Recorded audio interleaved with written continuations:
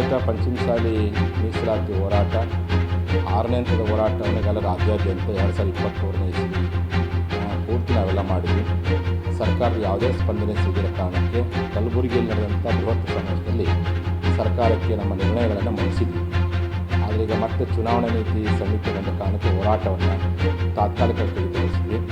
ಈ ಹಿನ್ನೆಲೆಯೊಳಗೆ ನೀತಿ ಸಮಿತಿ ಜಾರಿ ಇರುವುದರಿಂದ ಕೇವಲ ಭಕ್ತಾದಿಗಳ ಸಭೆಯನ್ನು ಉಡುಪಿ ಕ್ಷೇತ್ರದಲ್ಲಿ ಕರೆಯುವ ಮೂಲಕವಾಗಿ ಮುಂದಿನ ಹೋರಾಟವನ್ನು ಯಾವ ರೀತಿ ಮಾಡಬೇಕು, ಯಾವ ರೀತಿ ಸರ್ಕಾರ ಗಮನ ಸೆಳೆಯಬೇಕು, ನಮ್ಮ ಹಕ್ಕನ್ನು ಯಾವ ರೀತಿ ಮಂಡಿಸಬೇಕು ಅಂತೇಳಿ ಮೇ 13ನೇ ತಾರೀಕು ಗುರುವಾರ ಮಧ್ಯಾಹ್ನ 3 ಗಂಟೆಗೆ ಕಾರವಾರ ಜಿಲ್ಲೆ ಚನ್ನಬಸವನಗರ ಐಕ್ಯಭೂಮಿಯಲ್ಲಿರ್ತಕ್ಕಂಥ ವೇದಿಕೆಯಲ್ಲಿ ರಾಜ್ಯ ಮಟ್ಟದ ಹೋರಾಟಗಾರರ ಮತ್ತು ಪದಾಧಿಕಾರಿಗಳ ಸಂಕಲ್ಪ ಸಭೆ ಅಂತ ಕರೀತಾರೆ. ಹಾಗಾಗಿ ಸಭೆಗೆ ಎಲ್ಲರೂ ಬರಬೇಕು. ಈಗಾಗಲೇ 12 ಜಿಲ್ಲೆಯಲ್ಲಿ ಹೋರಾಟ ಮಾಡಿದರೂ ಸಹ ಸರ್ಕಾರ ಯಾವುದೇ ಸ್ಪಂದನೆ ಮಾಡಿಲ್ಲ. ಮನವಿ ಮಾಡಿಕೊಂಡು ಯಾವುದೇ ರೀತಿಯಾಗಿರ್ತಕ್ಕಂಥ ಮಾತು ಕೊಟ್ಟಿದ್ರು, ಸಭೆ ಕರಿತೀವಿ ಕಾರಣತಂತ್ರ ಸಭೆ ಅಂತ. ಇವತ್ತಲ್ಲಿ ಸಭೆ ಕರೆದಿದೆ. ಹಾಗಾಗಿ ಈ ನೀತಿ ಸಮಿತಿ ಮುಗಿದ ಮತ್ತು ಸರ್ಕಾರ ಚಟುವಟಿಕೆ ಆರಂಭಗೊಳ್ಳುತ್ತದೆ. ಆದಷ್ಟು ಬೇಗ ಮುಖ್ಯಮಂತ್ರಿ ತಾವೇ ಕೊಟ್ಟ ಮಾತಿನಂತೆ ಕಾನೂನು ತಜ್ಞರ ಸಭೆಯನ್ನು ಕರೆದು ಈ ಹೋರಾಟದ ಬಗ್ಗೆ ನೀವು ಸುದೀರ್ಘವಾಗಿ ಚರ್ಚೆಯನ್ನು ಮಾಡಬೇಕು, ನಿರ್ಲಕ್ಷ್ಯ ಮಾಡುವಂಥ ಪ್ರಯತ್ನ ಮಾಡಬಾರ್ದು. ಅದೇ ಸಮಾಜದಲ್ಲಿ ಆ ನೋವಿದೆ, ಅಸಮಾಧಾನ ಇದೆ, ಬೇಸರ ಇದೆ. ಏನಪ್ಪ ಇಷ್ಟೆಲ್ಲ ಮಾಡಿದ್ರು ಒಂದು ಸ್ಪಂದನೆ ಮಾಡಲಿಲ್ಲ ಅಂತೇಳಿ. ಹಾಗಾಗಿ ಅಸಮಾಧಾನ ಮತ್ತು ಇರ್ತಕ್ಕಂಥ ಬೇಸರ ಮುಂದೆ ಉಗ್ರ ಹೋರಾಟವಾಗಿ ಪರಿವರ್ತನೆ ಒಳಗಾಗಿನೇ ನಮಗೆ ನ್ಯಾಯ ಕೊಡುವಂಥ ಕೆಲಸವನ್ನು ಮುಖ್ಯಮಂತ್ರಿ ಮಾಡಬೇಕು ಅಂತೇಳಿ ಈ ಮೂಲಕ ನಾನು ಒತ್ತಾಯವನ್ನು ಮಂಡಿಸ್ತೇನೆ. ನಾವು ಈಗಾಗಲೇ 12 ಜಿಲ್ಲೆಯಲ್ಲಿ ಹೋರಾಟ ಮಾಡಿದ್ವಿ. ಈಗ ಕಾರವಾರ ಜಿಲ್ಲೆ ಉಳಿವಿಯಿಂದ ಮತ್ತೆ ಹೋರಾಟ ರೂಪರೇಷೆ ತಯಾರು ಮಾಡ್ಕೊಂಡು ಮತ್ತೆ ರಾಜ್ಯಾದ್ಯಂತ ಹೋರಾಟ ಶುರು ಮಾಡ್ತೀವಿ.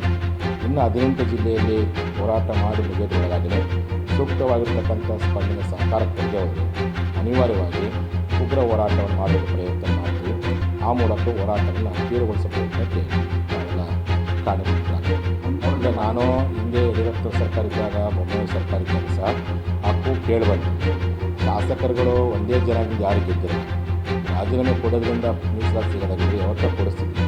ಮತ್ತು ನಾನು ಹೇಳ್ತೀನಪ್ಪ, ಏನು ಗೆದ್ದಿರ್ತಕ್ಕಂಥ ಶಾಸಕರಿಗೆ ನೀವು ನಾನು ಹೊರಗಡೆ ಹೋರಾಟ ಮಾಡ್ತೀನಿ, ನೀವು ಅಧಿವೇಶನ ಸಂದರ್ಭದಲ್ಲಿ ಹೋರಾಟ ಮಾಡಿ.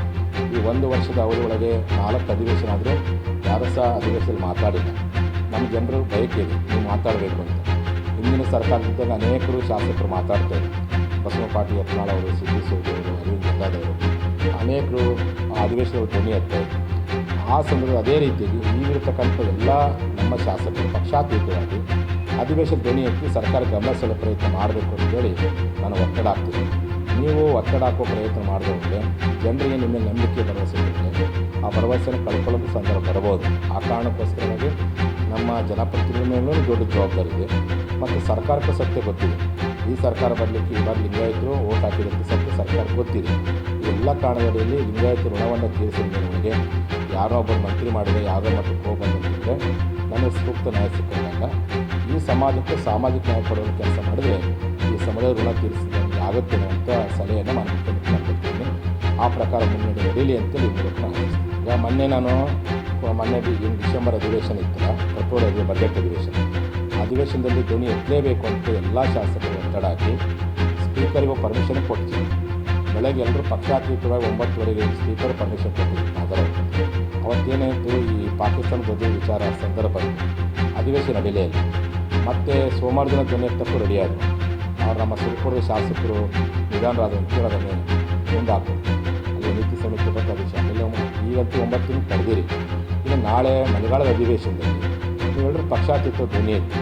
ನೀವು ಧ್ವನಿ ಎತ್ತಿ ಹೋದರೆ ನಮ್ಮ ಜನ ಎಲ್ಲರೂ ಸಹ ನಿಮ್ಮ ಮೇಲೆ ಇರ್ತಂಥ ನಂಬಿಕೆ, ಗೌರವ ಏನಿದುವರೆಗೂ ನಮ್ಮ ನಾಯಕಂತ ನಂಬಿದ್ದೇವಲ್ಲ, ಆ ಗೌರವಕ್ಕೆ ಇಲ್ಲೇ ಒಂದು ಕಡೆ ಹಿನ್ನಡೆ ಆಗುವಂಥ ಸಾಧ್ಯತೆ. ಅದಕ್ಕೆ ನೀವೆಲ್ಲರೂ ಧ್ವನಿ ಎತ್ತುವ ಕೆಲಸ ಮಾಡಿ. ನಾನು ಯಾರಿಗೂ ಸಹ ರಾಜೀನಾಮೆ ಕೊಡೋದು ಅಂತ ಹೇಳಕ್ಕೆ ಹೋಗೋದಿಲ್ಲ. ನೀವು ಹೋರಾಟಕ್ಕೆ ಗೆದ್ದಿದ್ದೀರಿ, ಎಲ್ಲರೂ ಹೋರಾಟದಿಂದ ನೀವೆಲ್ಲ ಗೆದ್ದಿದ್ದೀರಿ. ಹಾಗಾಗಿ ಇಂದಿನ ಸರ್ಕಾರ ಯಾವ ರೀತಿ ಅವ್ರು ಧ್ವನಿ ಎತ್ತಬೇಕು, ಈಗಿನ ಸರ್ಕಾರ ಧ್ವನಿ ಎತ್ತಿ ಒಟ್ಟಾರೆ ನಮಗೆ ಏನು ಕೊಡಿಸ್ತಾರೆ ಕೊಡ್ತೀವಿ. ಈ ಸಮಾಜಕ್ಕೆ ನಾವೇನು ತೆರಡು ಬಿ ಇದ್ದೀವಿ, ನಮಗೆ ಕ್ರಿಯೆ ಒಳಗೆ ಸೇರ್ಪಡೆ ಮಾಡಲಿಕ್ಕೆ ಮುಕ್ತವಾದ ಅವಕಾಶ ಇದೆ. ಅದನ್ನು ಕೊಡ್ರಿ ಅಂತ ನಾನು ಎಲ್ಲ ನಮ್ಮ ಸಮಾಜದ ಶಾಸಕರಿಗೂ ಮತ್ತು ನಮ್ಮ ಸರ್ಕಾರಕ್ಕೂ ಒತ್ತಾಯ ಮಾಡ್ತೀನಿ.